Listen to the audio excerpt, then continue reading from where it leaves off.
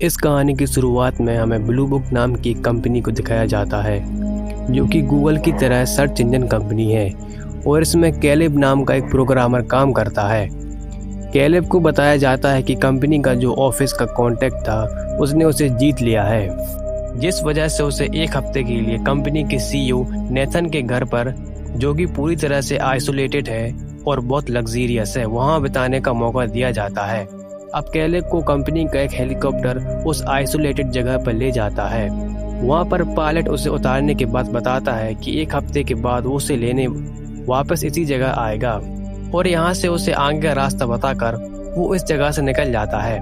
Caleb लगातार आगे बढ़ता है और वो एक जगह पहुंच जाता है जहाँ पर बहुत अजीब सा घर होता है। यह पूरा घर कंप्यूटराइज्ड है और तभी उसके गेट से कैलेब की फोटो के साथ एक कार्ड मिलता है, जिसके बाद वो अंदर जाता है। अंदर घर आलीशान होता है और यहाँ उसकी मुलाकात कंपनी के सीईओ नेथन से होती है। नेथन उसे बताता है कि जो कार्ड तुम्हें मिला है, जो दरवाजे से बाहर निकला था, उससे तुम कई रूम्स में जा सकते हो, लेकिन जिस रूम का दरवाजा वो कार्ड ना खोले उसके अंदर तुम नहीं जा सकते। साथ ही वो उससे एक कॉन्ट्रैक्ट पर साइन भी करवाता है। इस कॉन्ट्रैक्ट के मुताबिक वह घर में क्या होता है, क्या उसने देखा, किसी को भी नहीं बता पाएगा।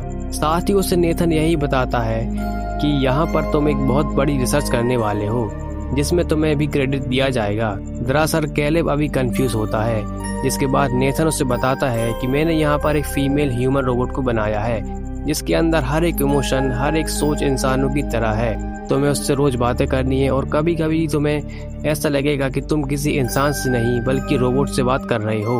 अब कैलेब अगले दिन उस रूम में जाता है जहाँ पर वो फीमेल रोबोट बैठी होती है। वो रोबोट अपना नाम ईवा बताती है। ये दोनों आपस में बहुत बातें करते हैं और इन दोनों की पूरी बातों का नेथन कंप्यूटर पर देख रहा होता है और सुन रहा होता है।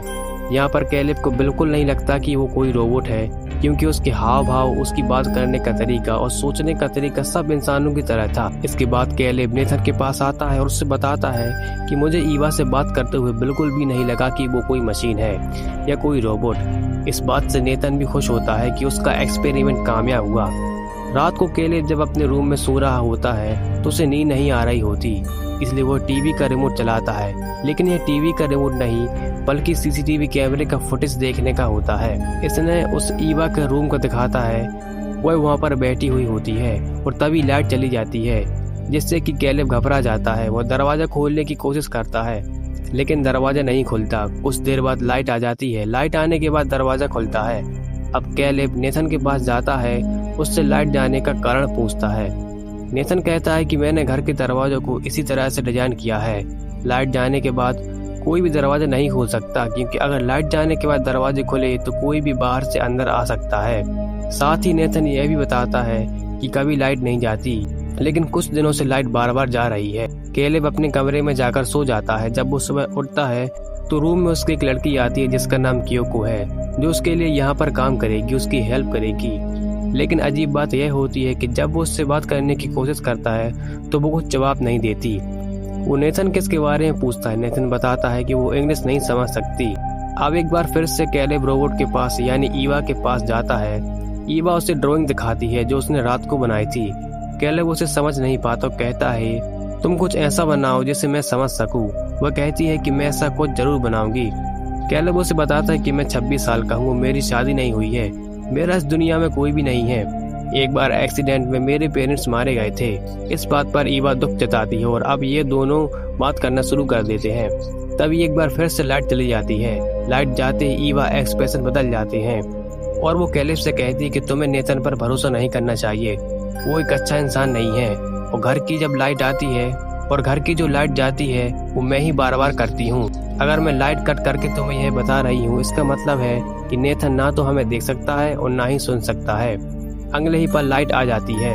वहाँ कैलेब पूरी तरह से कंफ्यूज हो जाता है कि ईवा ने उसे ये बातें क्यों कही। इसके बाद कैलेब नेथन के पास जाता है। नेथन उससे पूछता है कि जब तुम बात कर रहे थे और लाइट चली गई थी, उस वक्त मैं तुम्हारी बातें नहीं सुन पाया। उस वक्त ईवा ने तुमसे क्या कहा? कैलेब नेथन से झूठ बोल देता है कि उस वक्त ईवा ने मुझसे बात नहीं की।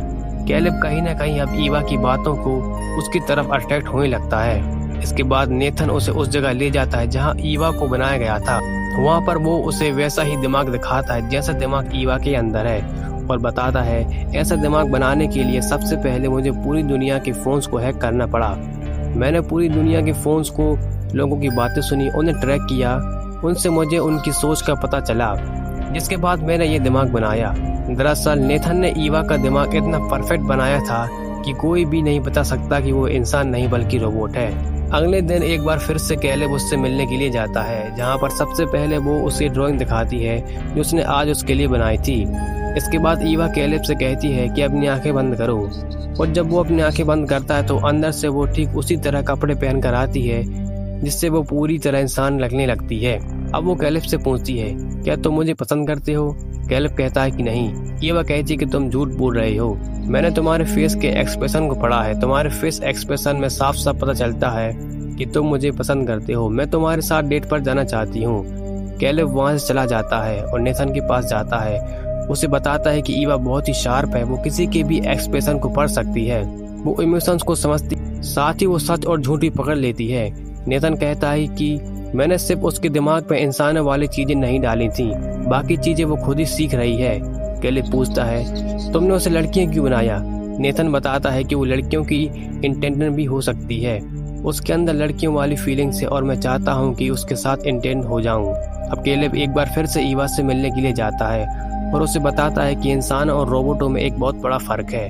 इंसानों के सोचने की कोई सीमा नहीं, जबकि कोई भी रोबोट, कोई भी मशीन उतना ही सोच सकती है जितना उसकी मेमोरी में फीड किया गया हो। और अब यहाँ पर ईवा तय करती है कि वो पूरी की पूरी इंसान बनेगी। कैलेब जब रात को अपने कमरे में होता है तभी वो अपनी स्क्रीन में ईवा के कमरे को देखता है जिसमें नेथन जाता है और उसकी बनाई हुई ड्राइंग्स को फाड़ देता है। यह कैलेब को बिल्कुल भी अच्छा नहीं लगता। कैलेब समझ जाता है कि ईवा को यहाँ पर कैद किया गया है। अगले दिन जब वो उससे मिलने के लिए जाता है तो ईवा एक बार फिर से लाइट कट कर देती है और कैलेब से पूछती है कि मुझे पता है कि नेथन मुझे यहाँ पर टेस्ट करने के लिए भेजता है और अगर मैं फेल हो गई तो मुझे मार देगा। मैं तुमसे प्यार करती हूँ जिस तरह तुम मुझसे प्यार करते हो, एक जिंदगी भर तुम्हारे साथ रहना चाहती हूँ, लेकिन एक इंसान बनकर। कैलेब को कुछ समझ नहीं आता है कि क्या करना चाहिए। इसके बाद कैलेब नेथन के पास जाता है, उससे पूछता है कि अगर ईवा टेस्ट में फेल हो गई तो तुम उसके साथ क्या करोगे? नेथन बताता है कि मैं उसके सभी बॉडी पार्ट्स को अलग कर दूंगा, उसके दिमाग को निकालूंगा और उसके दिमाग से पुरानी सभी यादों को मिटाकर एक और एडवांस दिमाग बनाऊंगा। कैलेब को नेथन की बातें बिल्कुल अच्छी नहीं लगती क्योंकि वो बिल्कुल नहीं चाहता कि वो किसी भी तरह के डिसमेंसल किया जाए, इसलिए अंदर ले जाकर बातों ही बातों में वह उससे बहुत ज़्यादा शराब पिला देता है जिससे बहुत गहरी नींद आ जाती है और उसकी जेब से चाबी निकाल कर वह ऑपरेटिंग सिस्टम में जाता है। वहाँ पर वीडियो देखता है जिससे उसे पता चलता है कि नेथन ने पहले भी बहुत सारे रोबोट्स को बनाया था और वो सब अपने टेस्ट में फेल हो गए थे, इसलिए उसने उनके दिमाग से सारी यादों को मिटाकर एक नया रोबोट बनाया जो कि अब ईवा के रूप में है। और अब वो उस रूम में जाता है जहाँ पर उसकी हेल्पर, जिसका नाम क्वेको है, वह होती है। यहाँ बहुत सारे कपबोर्ड्स होते हैं कि पहले जितने भी नेथन ने रोबोट बनाए थे उन सब की बॉडीज वहीं पर है और तभी क्वेको अपनी बॉडी से स्किन निकालना शुरू कर देती है जिससे उसे पता चलता है कि क्वेको कोई इंसान नहीं बल्कि वो भी एक रोबोट है। और अब उसे अपने ऊपर भी शक होता है कि वो इंसान है या रोबोट। वो अपने आप को चेक करने लगता है और जल्दी उसे यकीन हो जाता है कि मैं एक इंसान हूँ। अगले दिन एक बार कैलेब ईवा के पास जाता है और तभी ईवा एक बार फिर से लाइट कट कर देती है, जिसके बाद कैलेब ईवा को बताता है कि अगर तुम अपनी टेस्ट में फेल हो गई तो नेथन तुम्हारे दिमाग से सभी यादों को मिटाकर तुम्हारी बॉडी को कपबोर्ड में रख देगा, यानी कि तुम्हारी मृत्यु हो जाएगी। ईवा कहती है, क्या तुम मुझे बचा सकते हो? वो कहता है कि हाँ, मेरे पास एक प्लान है। मैं नेथन को बहुत ज़्यादा शराब पिलाकर गहरी नींद में सुला दूंगा, जिसके बाद मैं उसके सिस्टम से इस जगह के हर फंक्शन को रिवर्स कर दूंगा और जब तुम लाइट को ऑफ करोगी तो यहाँ के सारे दरवाजे खुल जाएंगे। लेकिन कैलेब का अब यहाँ पर आखिरी दिन होता है। वो नेथन के पास जाता है, उसे शराब पिलाने की कोशिश करता है, लेकिन नेथन कहता है कि मैंने शराब छोड़ दी है। कैलेब कहता है कि तुमने अच्छा किया। नेथन कहता है, तुम्हें सच में लगता है कि वह तुमसे प्यार करती है? कैलेब उसकी बात समझ नहीं पाता, जिसके बाद नेथन उसे कमरे में ले जाता है और स्क्रीन पर उसकी वह रिकॉर्डिंग फुटेज दिखा रहा होता है। इसमें कैलेब ईवा को कह रहा होता है कि हम यहाँ से भाग जाएंगे और उसे भागने का प्लान भी बता रहा होता है। नेथन कहता है, मुझे पता चल गया था कि जो वहाँ पर पावर कट हो रहा था वो ईवा कर रही थी, इसलिए मैंने उसके कमरे में बैटरी से चलने वाला एक कैमरे को लगा दिया था दरअसल मैंने उसे इसी तरह से बनाया था कि वो अपने इमोशंस का इस्तेमाल करके यहाँ से किसी भी तरह से निकलने की कोशिश करे। और जैसा कि उसने अपने इमोशंस को यूज़ करके तुम्हें मजबूर कर दिया कि तुम यहाँ से उसे भगाओ, इसका मतलब यह है कि ईवा टेस्ट में पास हो गई है। तभी यहाँ पर लाइट चली जाती है। नेथन कहता है प्लान के मुताबिक ईवा ने लाइट कट कर दिया होगा, इसका मतलब है वो इम्तिहान में टेस्ट में पास हो गई है, लेकिन तुम टेस्ट में फेल हो गए हो। नेथन इसके बाद स्क्रीन देखता है जिससे उसे पता चलता है कि ईवा अपने कमरे से आज़ाद हो चुकी है और उस जगह पहुंच जाता है जहां ईवा होती है। ईवा के साथ दूसरी रोबोट क्योको भी होती है। ईवा क्योको के कान में कहती है तुम्हें नेथन को मारना होगा और इसके बाद वो नेथन की तरफ बढ़ती है। नेथन के ऊपर वो हमला करती है लेकिन नेथन उसका एक हाथ तोड़ देता है। तभी क्योको पीछे से उस पर हमला करती है, उसे जख्मी कर देती है। नेथन उस रोबोट को मारकर नीचे गिरा देता है, लेकिन तब तक पीछे से ईवा उठकर उसे मार देती है। नेथन को विश्वास नहीं होता कि जिस रोबोट को उसने बनाया था उसी ने उसे मार दिया था। वो कबोर्ड के अंदर जो रोबोट होती है उसकी स्किन को अपनी बॉडी पर लगा लेती है, अपने हाथ को रिपेयर कर लेती है, साथ ही लड़कियों जैसे कपड़े पहन लेती है और कैलेब को यहाँ पर हमेशा के लिए बंद कर देती है। अब यहाँ सुबह हो चुकी थी। आज एक हफ्ता पूरा हो चुका था, इसलिए कैलेब को लेने हेलीकॉप्टर आता है, लेकिन उसके पास कैलेब नहीं बल्कि ईवा पहुंचती है जो कि अब पूरी तरह से इंसान लग रही होती है।